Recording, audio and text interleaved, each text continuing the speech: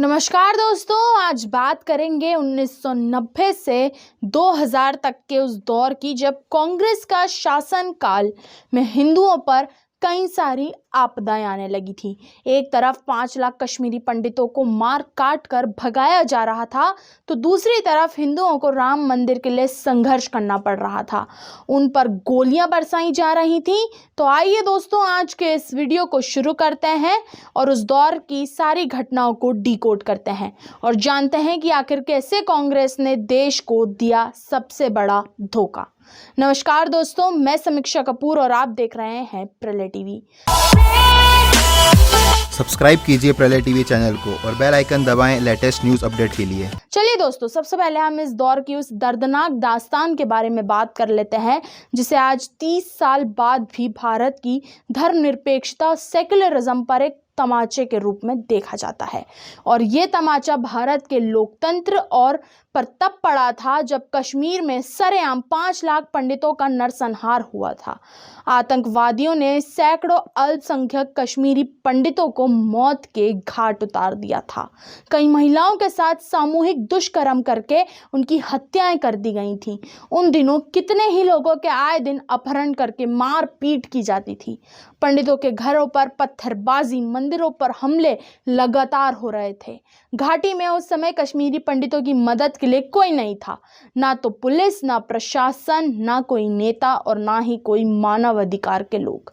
घाटी की फिजाओं में कश्मीर में अगर रहना होगा, अल्लाह अकबर कहना होगा।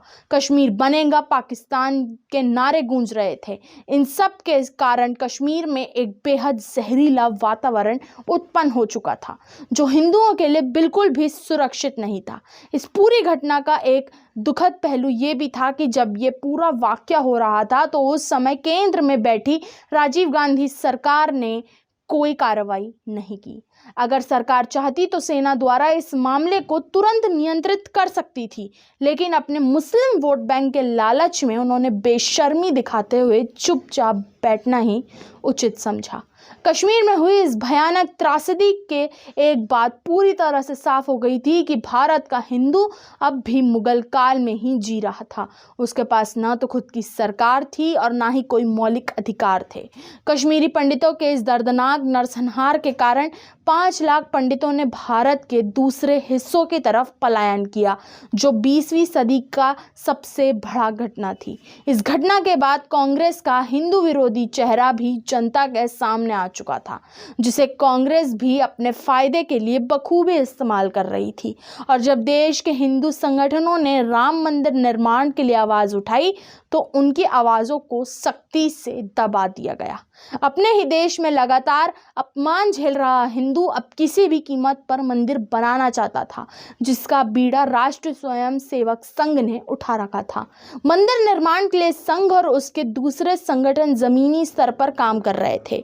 उधर सरकार में शामिल भाजपा राजनीतिक रण क्षेत्र में इस मुद्दे को धार बना रही थी। उस दौर के लगातार बदलते राजनीतिक घटनाक्रमों के बीच लाल कृष्ण आडवाणी सबसे अहम राजनीतिक शख्सियत बन चुके थे। 7 अगस्त 1990 को प्रधानमंत्री वीपी सिंह ने मंडल कमीशन को लागू करने की घोषणा कर दी। इस पूरे मामले में इसके समर्थन में विरोध में आंदोलन होने लगे। इन सब के बीच भाजपा और संघ परिवार राम मंदिर निर्माण के लिए जमानत बनाने के लिए प्रयासों में जुट रहे थे। मंडल की काट और राम मंदिर निर्माण को लेकर समर्थन जुटाने के लिए आडवाणी ने 25 सितंबर 1990 को गुजरात के सोमनाथ से रथ यात्रा शुरू की, जिसके विभिन्न राज्यों से होते हुए 30 अक्टूबर को अयोध्या पहुंचना था। आडवाणी वहां कार सेवक में शामिल होने वाले थे। ये रथ यात्रा अयोध्या तक नहीं पहुंच पाई। बिहार में पहुंचने के बाद आडवाणी को तत्कालीन मुख्यमंत्री लालू प्रसाद यादव के आदेश पर 23 अक्टूबर को समस्तीपुर में गिरफ्तार कर लिया गया। इस बीच अयोध्या में 21 अक्टूबर को कार सेवक इकट्ठा होने लगे।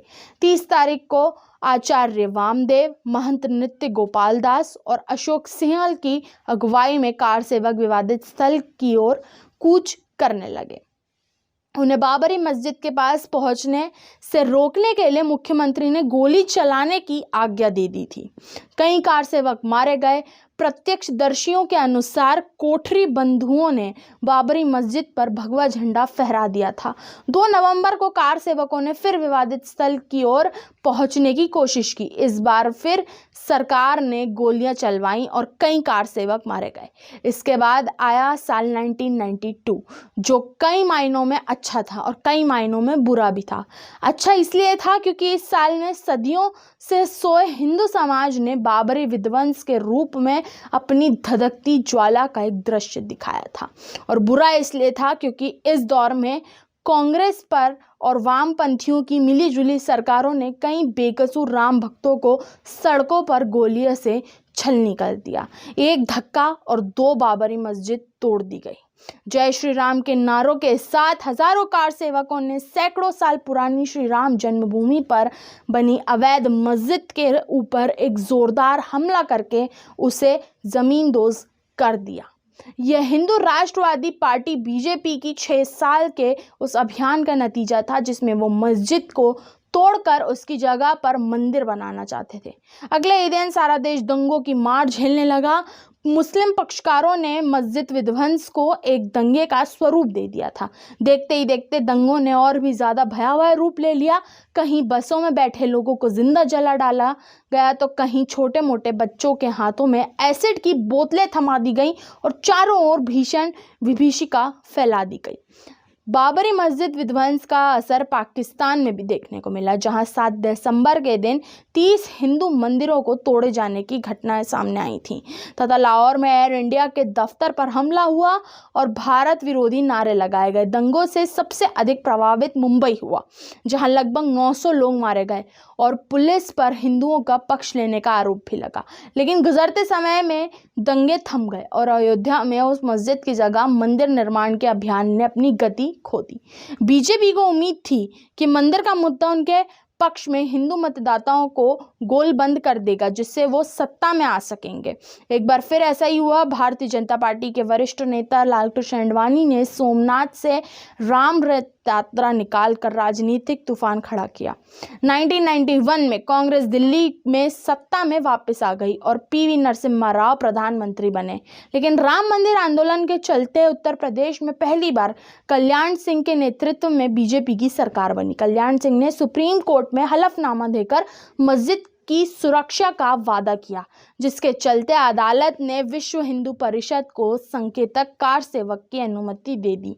लेकिन वीएचपी और बीजेपी नेताओं ने देश भर में घूम कर कार सेवकों को मस्जिद का नॉमिनेशन मिटाने को कस्में खिलाई थी। बाबरी मस्जिद विध्वंस के बाद अगले ही साल 1993 में 3 राज्यों में विधानसभा चुनाव में बीजेपी सरकार बनने में कामयाब नहीं हो पाई और इसमें से एक राज्य उत्तर प्रदेश भी था। साल 1995 के बाद हुए आम चुनाव में बीजेपी ने धीरे धीरे पकड़ बनानी शुरू की। 1999 में वो एक स्थायी गठबंधन सरकार बनाने में कामयाब रही, लेकिन केंद्र में पहली बार बीजेपी की सत्ता तक पहुंचने का कारण बाबरी विध्वंस न होकर उसकी मुख्य वजह विपक्षी कांग्रेस पार्टी की अंदरूनी उथल पुथल थी।